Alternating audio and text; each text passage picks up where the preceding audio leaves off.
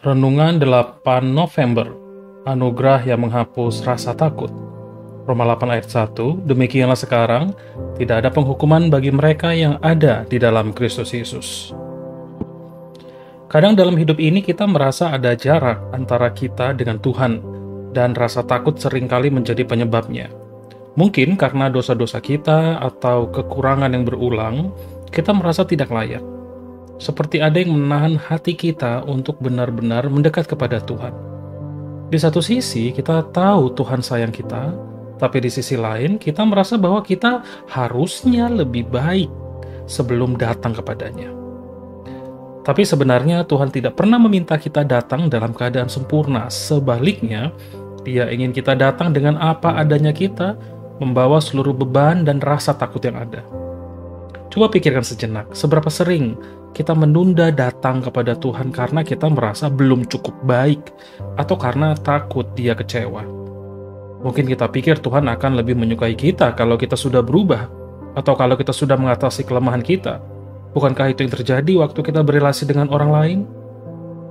Tapi firman Tuhan di Roma 8 ayat 1 meyakinkan kita bahwa di dalam Kristus tidak ada penghukuman.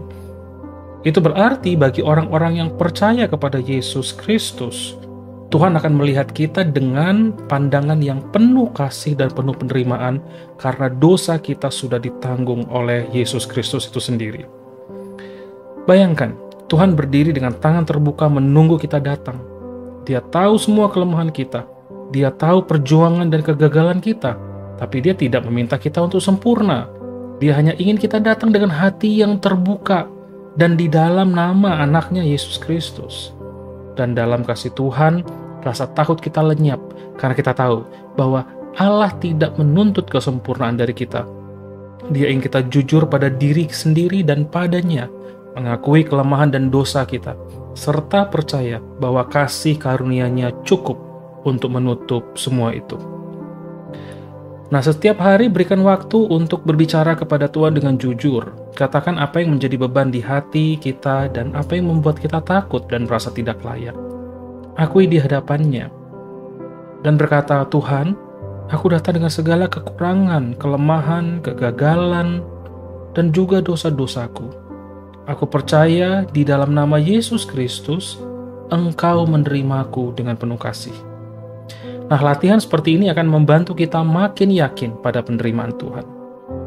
Saat kita terus datang pada Tuhan apa adanya, kita belajar bahwa kasih dan anugerah-Nya mampu mengatasi setiap rasa takut. Tidak ada lagi alasan untuk ragu, karena Tuhan sudah membuka tangan-Nya dengan penuh kasih.